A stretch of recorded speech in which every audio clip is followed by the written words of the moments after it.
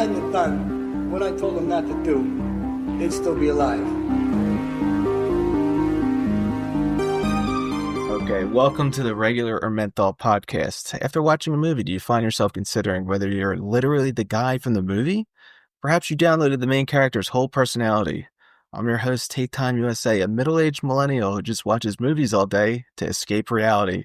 And with me is my co-host, an unironic Chad and actual actor, Chris. Say hello to the people there, Chris. Hello, everybody. How this works, we'll be talking about our experiences with the movie in question. We'll discuss when we first saw the movie, a little culture to go along with that, then go into a breakdown of Kino scenes we like and why. Finally, give this movie as a whole a Kino rating. Let's do it. Today, we're discussing the movie Reservoir Dogs, a movie about an undercover cop infiltrating a criminal organization who are robbing a jewelry store, and the crazy hijinks that ensue when they discover they have a rat in the group, but don't know who. And Chris, tell me about, the first time you saw this movie. I can't even tell you the first time that I saw this movie. I saw it in bits and pieces before I even was into acting or into movies whatsoever. Just remember piece by piece and different scenes, which I guess kind of makes sense for what we're doing here. But great movie. Initial reaction was just I think just entertaining, as any Tarantino movie is, jumping around all over the place. What about you? I saw this movie right after it came out. I guess it came out in 1992, and so whenever they released it on video for rental, my dad just rented it. And like a lot of times, he would just watch the movie in the living room, and you just had no choice but to just watch the movie with him or leave the house, I guess, or it was just on in the living room. So he's playing the movie, and probably within a couple minutes, they start cursing and saying crazy stuff. And my mom's just like, you got to get out of here. You got to get out. He's completely oblivious to it. Yeah, he doesn't really care. He's just whatever. As he makes a kind of a face like, oh, what are you going to do? What are you going to do? It's everywhere. And I don't know, my first experience, I remember the movie, they would talk about the movie like, this is the movie where they cut a guy's ear off. Oh, boy. They cut a guy's ear off in this movie. Boy. It's too violent. Are we getting to a place in society where we are embracing violence? 1992. And you think about the violence now. Yeah, I mean, right. And Not even comparable.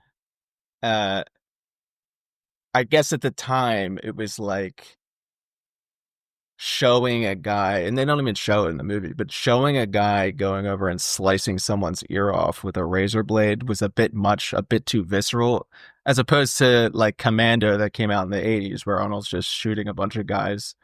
There's a lot of blood from Mr. Orange in this movie. Yeah, very, very true. Backseat of the car, and then in the warehouse scene. It's a bit more like visceral and in your face and real than stuff that happened in the 80s where people just get shot and it's just kind of like, oh, they're dead. Yeah. For sure. But yeah, this is one of those movies. I remember when I first saw it, there was like a cultural phenomenon going on of, you got to go see this movie, Reservoir Dogs. It's a new movie that came out that's just unbelievable. I mean, it is, but at the time you literally have no idea what this movie is or what it's about. I think it's something about these. It was meant to be that way. And was this before or after Pulp Fiction? This is before. So I think Pulp Fiction came out in 94. I think 94, 95. I can't remember, but yeah, this came out in 92. So it was like his first movie. And, so you have no idea like what you're getting. Right. Think about that environment where you are just, the bar is set so low. You're going into a movie theater. You've seen maybe the trailer. It's about like a couple guys robbing a store or something, some kind of heist. But you have no idea what you're walking into, and you just get blasted with Reservoir Dogs, this Quentin Tarantino movie that's just where they're talking nonstop. Like it must have been like mind blowing for people. So then the the buzz comes out about it. They're like, you got to see this movie, dude. Someone gets their ear cut off. They're talking about Madonna. Yeah, I mean, that's exactly it. The script writing is just as good, the dialogue, as, the action parts, and, the Tarantino-esque characters going back and forth, and the shootout at the end and all that. So, yeah, no, I mean, all around, great movie. So let's hop into some scenes here. Yeah. So the first scene is, it just drops right in. You start the movie, and I don't know what you're thinking when you think of like a heist movie, right? Like Heat is a heist movie, and it starts with they're doing an armed truck robbery. They're having breakfast or like around a table together exactly before a heist, and you're like, what am I watching right now? This dialogue about Madonna. Well, you get into the funny part of it is like the fact that they're about to like go potentially have the shootout they're having. I mean, they're not expecting it, but it happens. They're drinking coffee, and some dudes are drinking beers. It's like, if I'm going to do this, I'm concerned about taking a shit. You know what I mean? So, yeah. Although now that you mention that, it does bring up an interesting thought in my head, is that what if, to calm your nerves, like a beer or two is the perfect thing to do? I guess, yeah. Maybe I guess that was like more of a thing back in the 90s. Who knows? But yeah, I thought it was weird. Like, you're watching this for the first time or whatever, and it's like, yeah, these guys are drinking beers, like super calm, going around just talking shit, and like getting not even really up for this heist. It's like business as usual. Yeah. And there's the familiarity with everyone. Everyone's talking, they're chummy, they're having a good time. How do these guys know each other exactly? They all seem like best friends. Yeah. And it kind of is a little weird, that aspect of it, but you do find out that Orange and White do like a little reconnaissance together. So there is a little bit of buildup, I guess, where they're going. But yeah, it seems a little bit like BFS. And essentially, when you see Pink arguing with White later in the movie, it's like, dude, I don't want to know your name. I don't know who you are. Right. So yeah, it goes from being best friends to like vehemently like being at each other's throats. Right. Not even for anything other than just, I don't want to know anything about you personally, but we were just having breakfast together and just being the best of pals. But now, don't tell me your name. Yeah. Yeah, so the opening scene there, talk about that a little bit. I know it's like your favorite scene. Past the first hideout scene here. Well, I mean, if you want to keep talking about the breakfast scene, I don't know if there's anything more you want to add to it, but I think, well, yeah, of course. I mean, you're talking about Pink's your guy. Yeah, so like I am literally Mr. Pink in this scenario, and in this scene, there's so much stuff where you're like, you go back to it later in the movie and everything, but Mr. Pink is obviously the most intelligent one in the whole group. And that's not even saying anything like crazy. The rest of them just seem like bumbling idiots. It's true. And Mr. Pink is just kind of like a rational guy who's like, I can't even believe I'm working with these people. Mr. Pink comes in and he's just like, immediately, there's a rat. Yep. We were set up. And everyone else in the group is, what are you talking about? You're saying I'm a rat? Like, it's so crazy that they did. Yeah. What do you mean? And then White, I mean, is just an idiot. The more I watch this movie, I'm like, this guy is an idiot, which is kind of ironic because, Harvey Keitel also plays the wolf in Pulp Fiction, which is quite the opposite. Almost, yeah, the opposite character who's so in control, so has everything together, yep. So calm too in that movie. Even when Travolta's giving him shit, he's just so calm about it. But in this movie, it's the complete opposite. Yeah. Where he's very reactionary. He's like, oh, don't call me an idiot. Right. Don't you call me an idiot. But, yeah, so either what you're saying, yeah, Pink is the most professional. He's so the professional. He's the guy. Yeah, and I mean, there's a lot to be said about this initial scene. There's so much weird stuff that happened. I've never seen in my life anything where a guy pulls out a lighter and starts snapping at it to make it go on. Have you ever seen that ever in your life? No. Like, have you smoke a cigarette, you go to a bar. Have you ever seen anyone do that outside of a bar? No. Like, where did that come from? That was like a 90s Kino, I guess, like, at the moment thing where it's like if you can snap a lighter and it turns on, I guess. Yeah, is that some kind of rockabilly thing? Like, is Mr. White dude. Some kind of rockabilly? Absolutely. I don't even know if that's true, but like I looked it up one time. I was like, what is he doing here? And people were like, oh, this is how you flick it. Like, I don't want to know that. I want to know where this came from and who does this in real life. Well, before you get into the warehouse scene, you got to real quick touch upon Pink's philosophy on tipping. Yeah, I mean, it goes to his character that he's this intelligent guy who just says this stuff that seems rational, but throughout the movie, it's like a microcosm of his character throughout the whole movie. Is he says this stuff that seems rational, but everyone's just like, yeah, but whatever, dude. Like, you're sounding kind of cheap. Yeah, for sure. So just put in $1. I can relate to this because we were just coming back from a trip and we stopped off and had lunch, and probably the best waitress I've ever had in my life. And she literally, it was to the point where it was like probably too much she was checking on us, but she was like super sweet. Like kept like brought my daughter like extra crayons from the back, like to, coloring book stuff.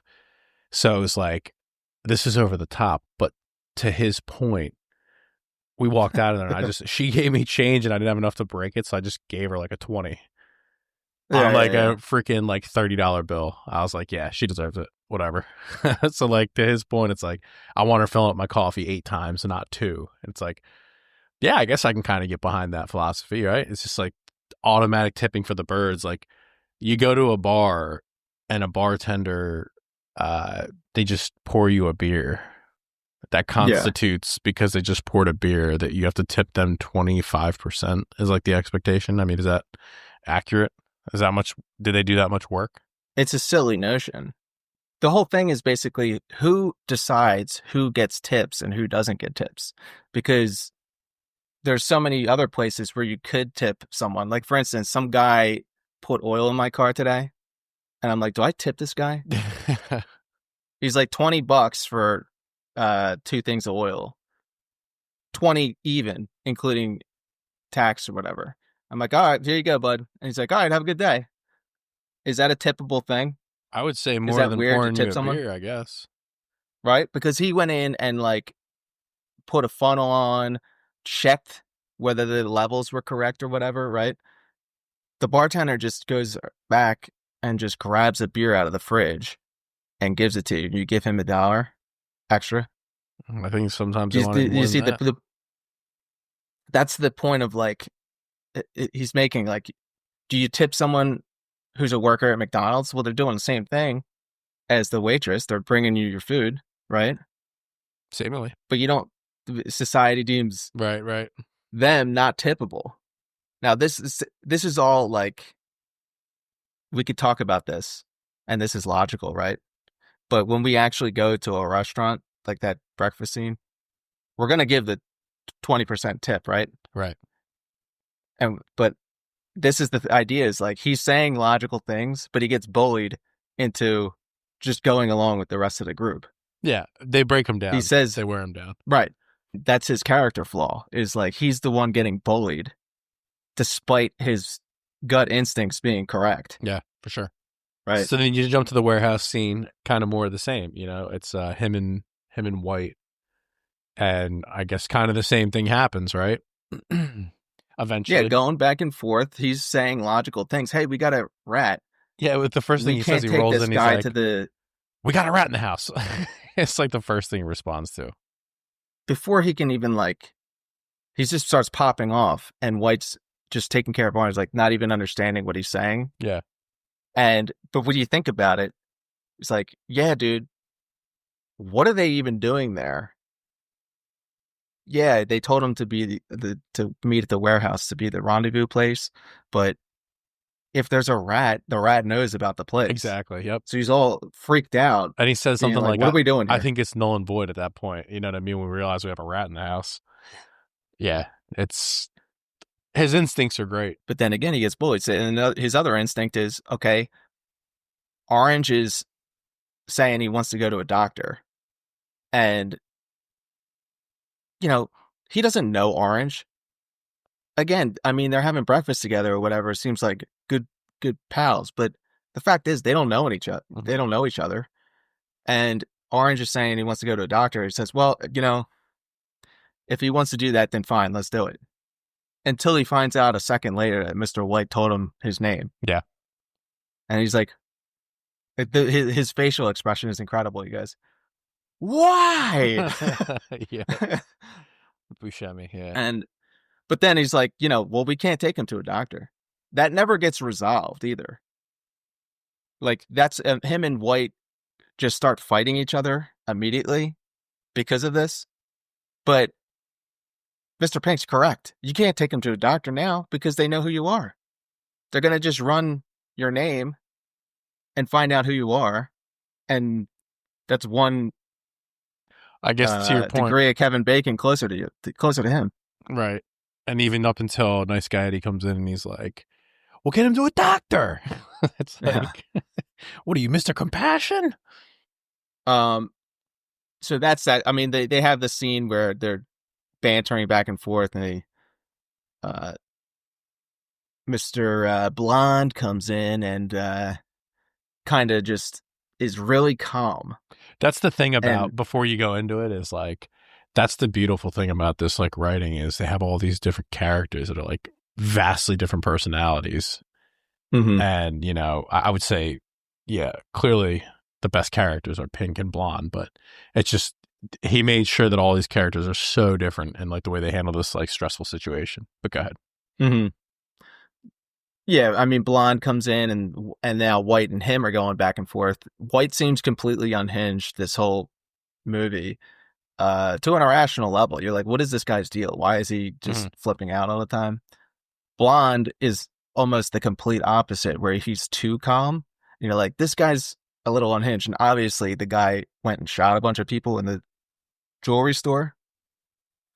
But you're like, this guy's too calm because he's made his decision before. He made his decision before this whole heist. Right.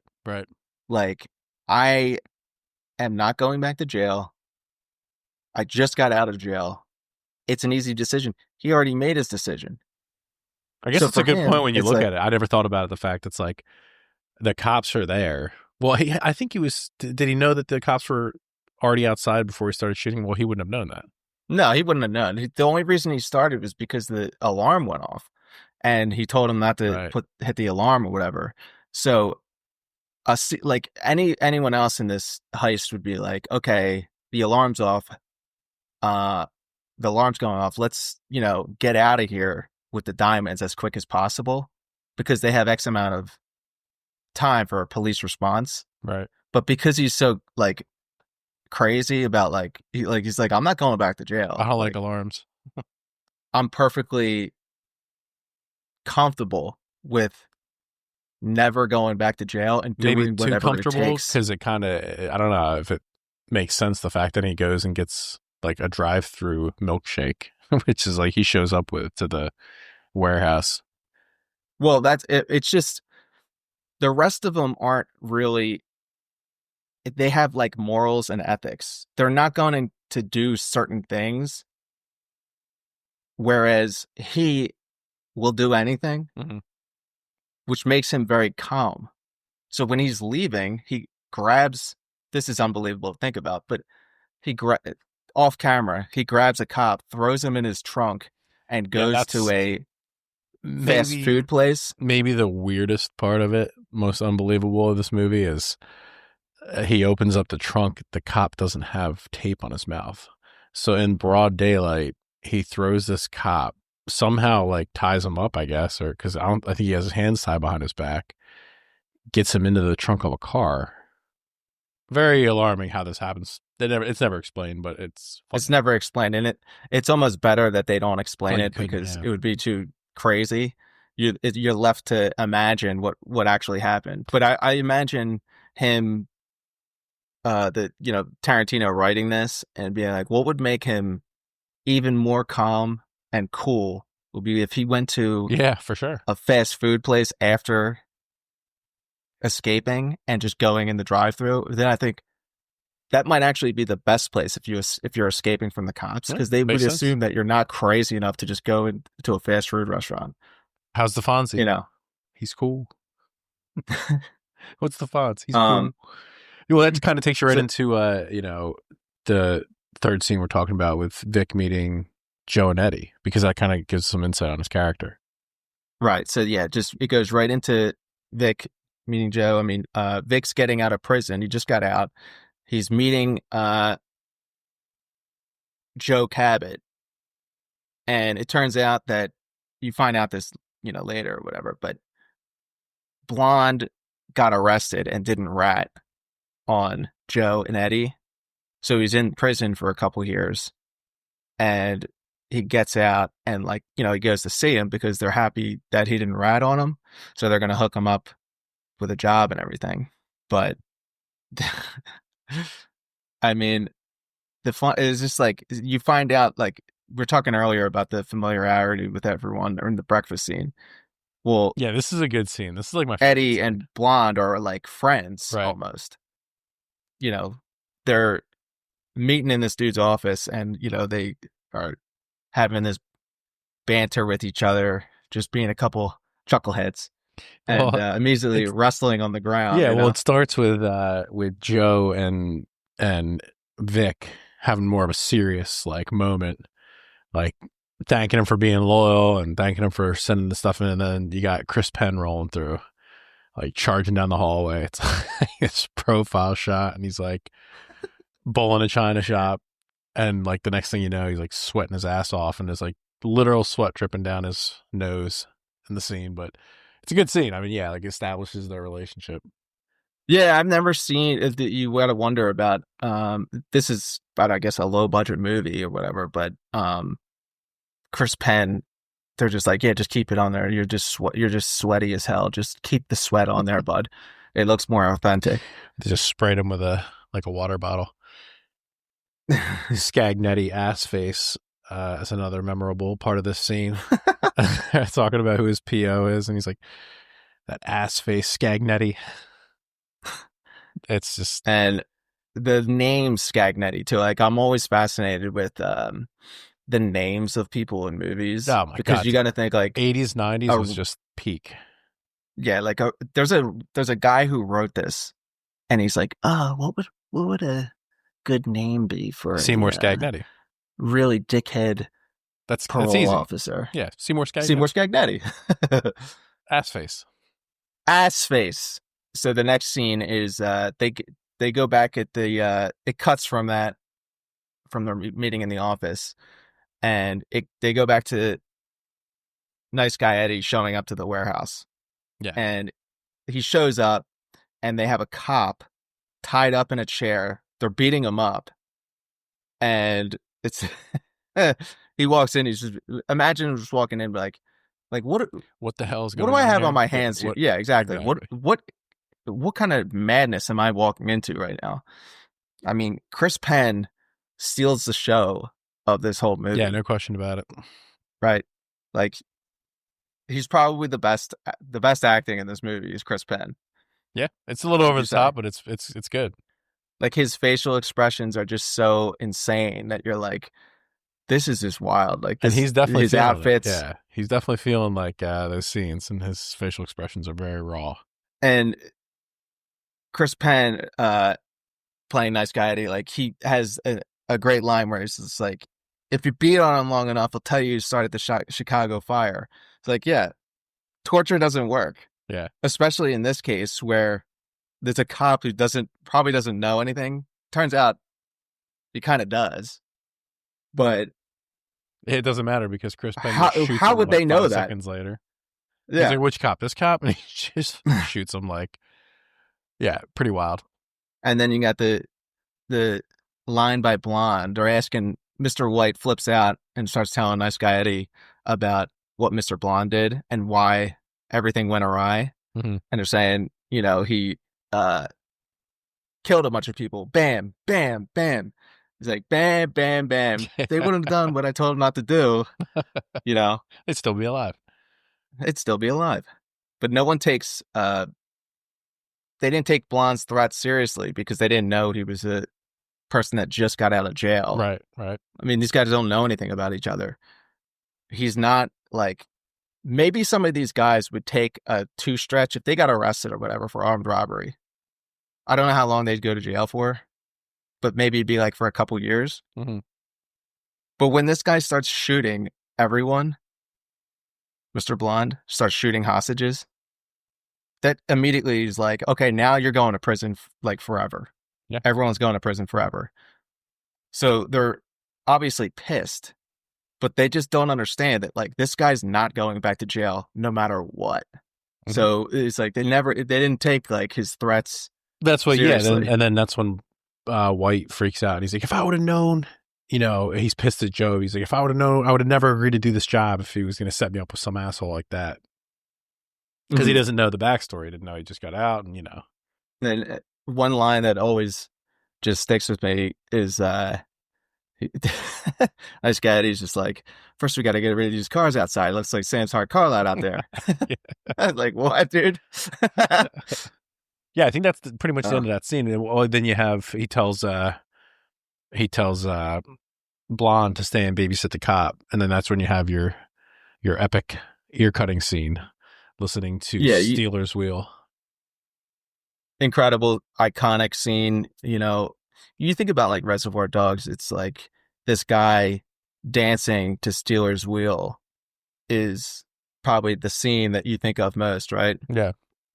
But it shows you that like these guys, like Blonde just got out of prison, and this cop is like, even your boss said so. Yeah.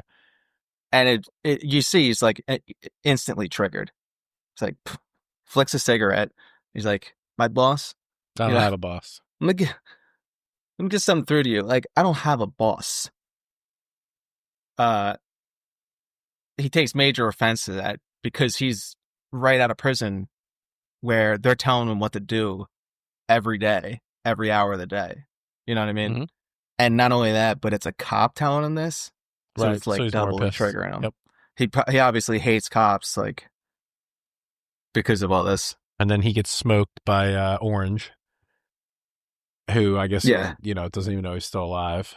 And then you have this epic conversation between Marvin Nash. Marvin Nash? Yeah, the cop's name is Marvin Nash. And he says, like, Orange shoots Blonde when Blonde's about to light the cop on fire. Right, yeah. I forgot he's lighting on fire. Then they have this conversation, like the cop actually does know who he is. Mm-hmm. He recognized him from like the police academy or something. And he's like, what's your name? Like, Marvin Nash. Marvin Nash. The only thing I think about it, I was watching this the other day, and Orange shoots Blonde, and it's like, he doesn't realize that Eddie and him are friends in the backstory. So conceivably, this could have worked if he was just a random thug. Right. But the fact that he knew him, like, it's putting like a lot on the line to just come up with this story that Blonde was going to steal the diamonds. Oh, you mean Orange's story when he explains it to everybody? Yeah. So like when he shoots him, instead of, because he tells the cop, Marvin Nash, he tells him like, hey, I need you to like be strong, and we're going to wait till Joe Cabot comes in before the cops come. Mm-hmm. It's like, dude, if I was the cop, I'd be like, what are you talking about, dude? Yeah. Get me out of this chair now. Like, what? Like, you want me, like a guy that just joined the force, to just play along when this guy was just about to light me on fire. To be fair, like, I don't even know if Orange can move at this point, but that's true. Probably what he's going with is like, this guy can't even like sit up. He barely got the gun. But that is true. And like, that's probably maybe why he went with this. But like, if he could muster the energy to have the cop just cut the cop right, loose, then he can help and then him pretend out, like the cop got free and killed Blonde with his own gun. And that would be a much more believable story. Then you could just sit there and pretend like essentially you're passed out still. You'd have the cop then just help Orange literally get outside to the police and then just surround the place when they get back there. Right. Like at this point, it's so funny. Like at this point, the whole idea of just going along with the story because you need Joe to walk in as if like, we don't know if this went to trial, you think that like they wouldn't have Joe on charges. It's an unnecessary because he wasn't risk, in the building. That Orange is putting himself in. It's like, you don't need to be in there, dude. Yeah. Okay. So like the next scene here is it goes to Orange's backstory, right? And you find out he's an undercover cop and he has to infiltrate this group, which is just, another thing is like funny. Like they have to have an undercover cop infiltrate this group because why? Like, it's not like these guys are masterminds. Joe Cabot and it's Nice true. Patty. Well, I guess the whole idea is they're trying to bring down Joe. Well, like the thing that's in this scene that like really we talk about all the time and we reference it is where he's like, what does he look like? What does Joe look like? He's like, the thing. Fantastic Four. Remember Fantastic Four? Looks exactly the thing. Like motherfucker looks just like the thing. And that's like so funny. Like in 1992, I don't know if anyone actually, not many people probably, your average person didn't really know who the Fantastic Four was. Right. It's like, it's not like now when everyone knows who these. Well, they made his character Orange as like this big superhero junkie, I think. Yeah, he has like a Silver Surfer poster on his wall. Yeah. But someone like Joe Cabot, I feel like that everyone would know who he is. Like if the cops are going after this criminal organization, I would feel like the detectives probably know who Joe Cabot is and what he looks like. And why do I say that? Because he's kind of distinctive looking. Well, it looks like you know what I mean? Like they know who Nice Guy Eddie is probably.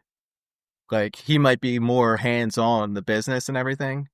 But they're good at covering their tracks. That's why they got to send in Orange, because they're good at covering their tracks. I like the idea that the cops just like this. They're just figuring out about this whole crew who happens to run the docks. Yeah, really. Like they get Blonde a job at the docks where he doesn't even have to show up. Mm-hmm. So clearly this is a large criminal organization, right? They're like, you just got back from Vegas meeting the other heads. Yeah. Like this guy is like a large criminal organization with like a warehouse full of goods or whatever that got Blonde arrested in the first place. They don't know who this large man who happens to look like the Thing from the Fantastic Four is. Man. I find that. But yeah, this backstory is cool. Orange's backstory. He has to come up with a backstory or like some kind of story that he tells at the bar, and he tells how he almost got arrested. What was it? I guess it was like at an airport with a big bag of weed, and there was cops in the bathroom, and I think it was a train station. Train station, yeah. And you have your Tarantino-esque 360 camera shot zipping around. Yeah. But yeah, it's cool. It's a cool little backstory that it does. Cool. Yeah, like the 360 shot is absolutely just it really pinpoints how he's extremely anxious. Now he's talking, it's a fake story. He's talking this, so he's anxious telling this to these guys because this is a fake story. But also the character that he's portraying in the bathroom is also anxious because he's surrounded by cops.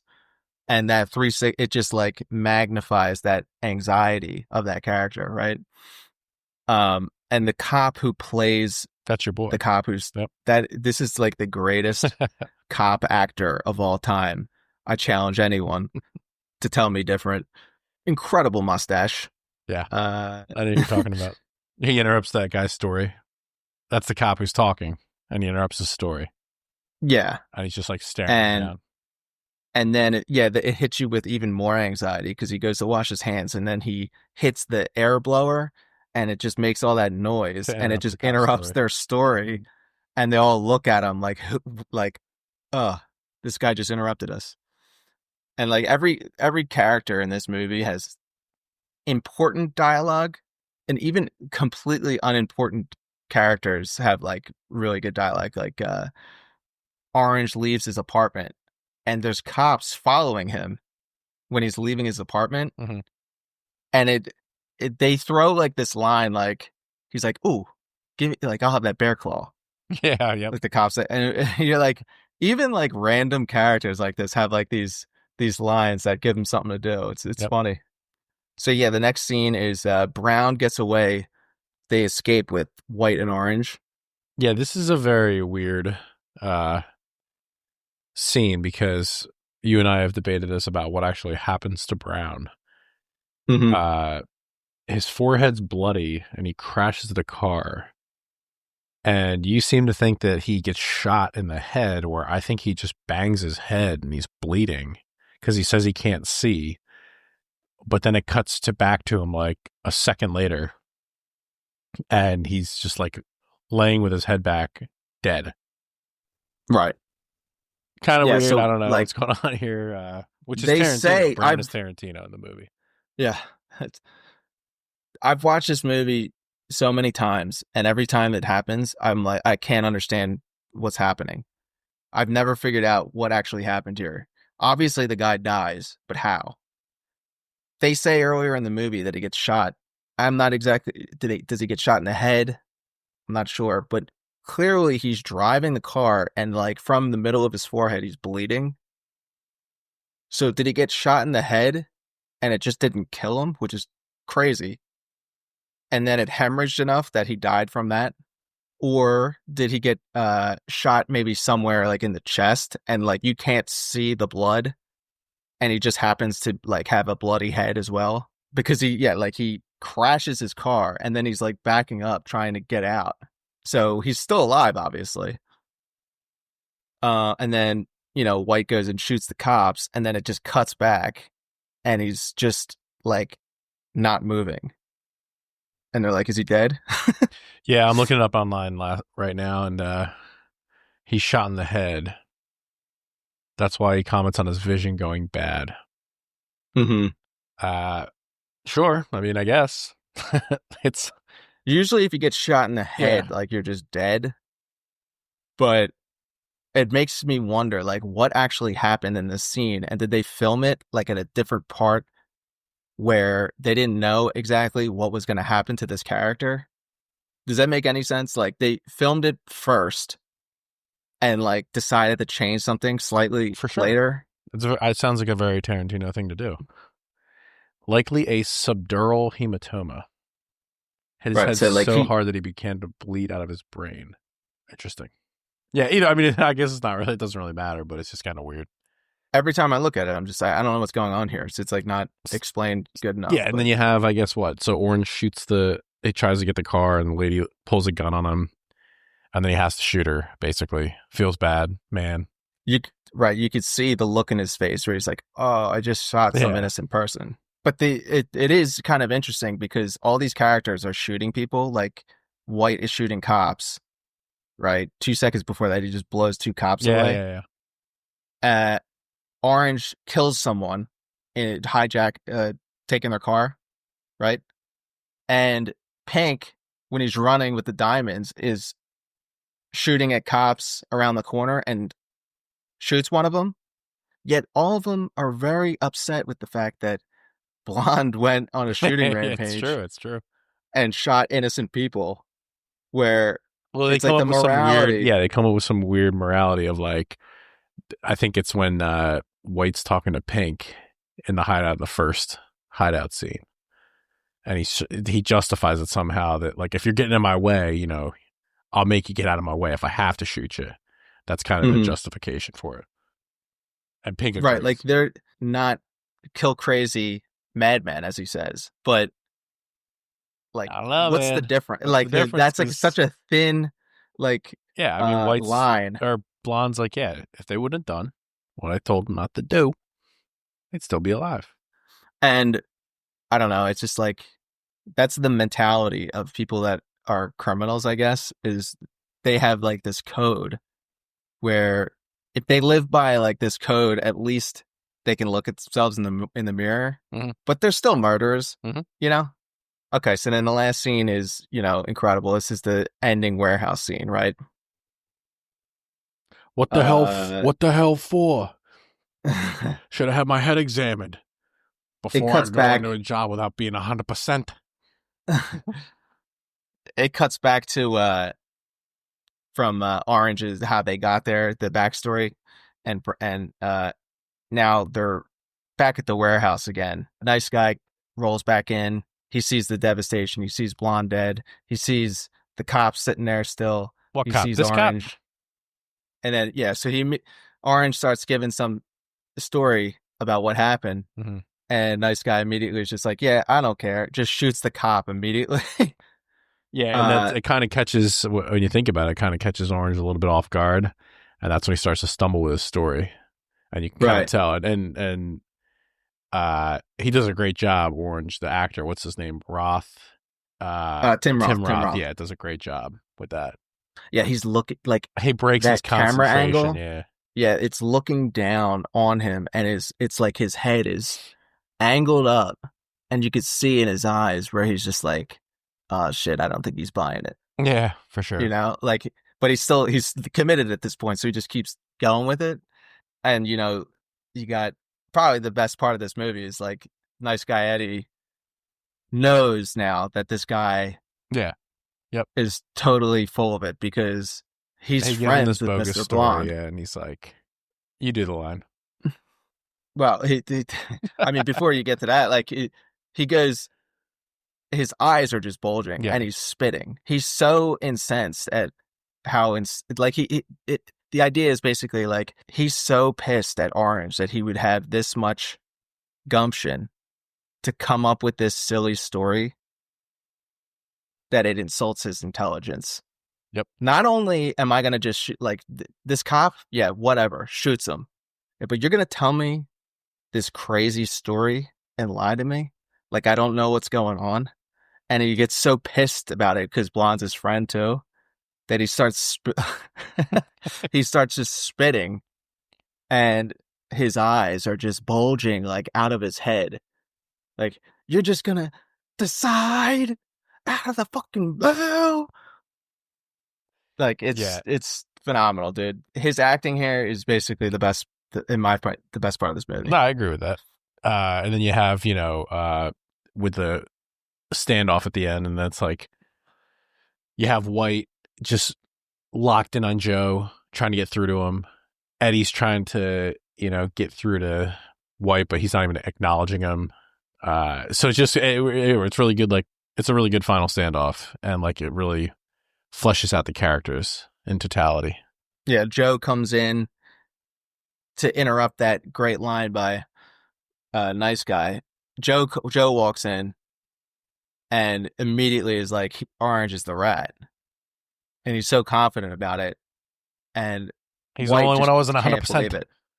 He's like, Joe, I don't know what you think you know, but you're wrong. But he says, only one I wasn't 100% on. That's your proof? He says, that's your proof? Yeah, right. Yeah, it's like incredible lines here in the end.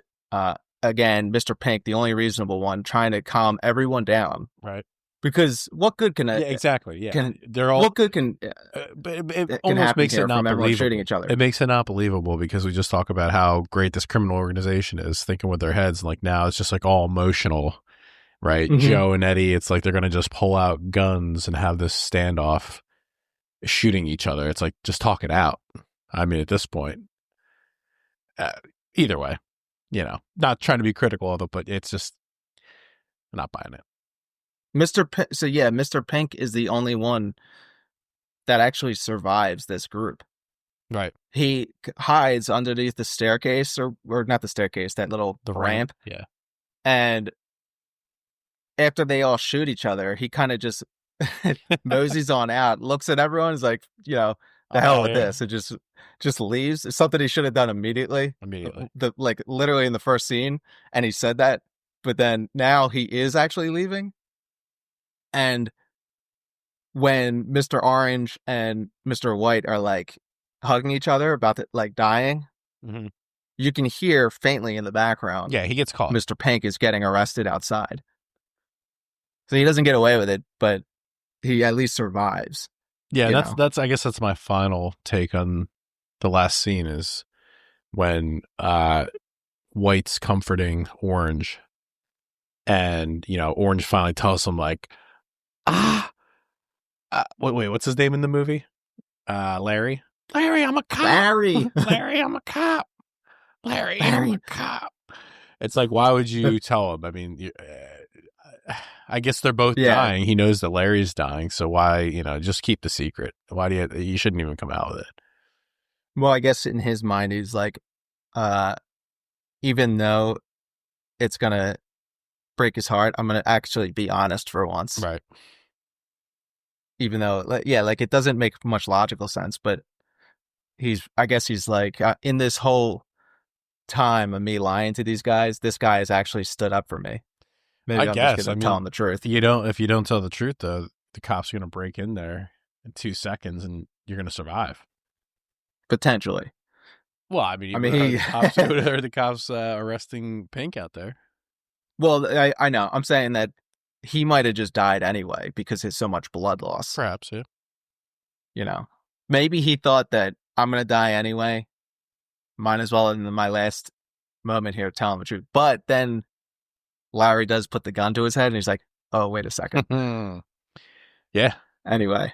Yeah, I mean, hell of an ending. A good ending. Great ending. Kino rating. Where do you rate this out of 10? And another thing we didn't really talk about was the scene where, and we probably should have talked about it, was the scene where they're going over the robbery and he gives them the names. Oh, yeah. And Joe, he comes up with Mr. Pink.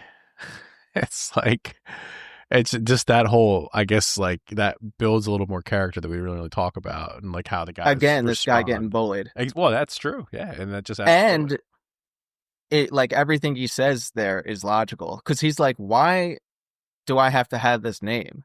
And the reasons that he gives isn't very like it doesn't matter. Like, there's some other job where the guy is Mr. Purple. Like, okay, like, why does that matter? Because it's Joe. But then finally he's like, because it's my way. Gets bullied. Or the highway. Yep. And then he's like, all right, fine, your show, no problem. But again, it's like him being like, this seems kind of like arbitrary. And of note, why do we have to? There is stories of that actor. What the hell's his name? Lawrence Tierney. Yeah. It's just like, was like a complete psycho. He just like got casted for it, showed up and like stayed at someone's house, I guess. He went over, he like just invited himself over Chris Penn's house. There you go. And like brought a suitcase. And Chris Penn was like, I guess you're just staying here now? Like, what the? Dude rolled. And he was like a complete alcoholic. So he would like just couldn't remember his lines and like, shit during the filming. And then Tarantino was going to drop him or something. I forget the story, but he was going to be fired. But they were like, dude, we're already like well into the movie. Like, you can't just get rid of him. Like he was on an episode of Seinfeld too. And they were like, we're never having this guy back on. He did roll. But yeah, so I guess that's it. Overall Kino rating, I mean, I give it an 8. Yeah. It's a unique film, ahead of its time. I know that there was a lot of things that people after that used from that movie. Mm-hmm. Just, shot sequence and camera angles. And I would say a solid 8 out of 10. It's a great movie. It's very Tarantino-esque. Personally, I think it's my favorite. Yeah, I would say, I think I'm gonna give this movie a 9. Like, I really love this movie. When I was young, I had a bunch of DVDs, and this was one of them. And I used to just, before I had high speed internet, I would just stay up watching movies all night. Oh yeah, yep. And like, I would watch this movie all the time. So I was really into it. And it also is like every character in this movie could be a literally me character, It's literally me. you know. But also, this was like the very beginning of the '90s. Mm-hmm. This is like when I think of like the '90s, this is one of the Yeah, it's got that 90s big vibe, man. movies. This is like proper 90s, nostalgia feel. For sure. Like, I'll bet you there was a lot of people that just started wearing black suits and black ties. He's literally me. Black skinny ties, and just went out to bars and stuff just to look like I'm blonde. Reservoir Dogs. Yeah, I'm blonde. I'm Mr. Blonde, yeah. I'm a little bit crazy.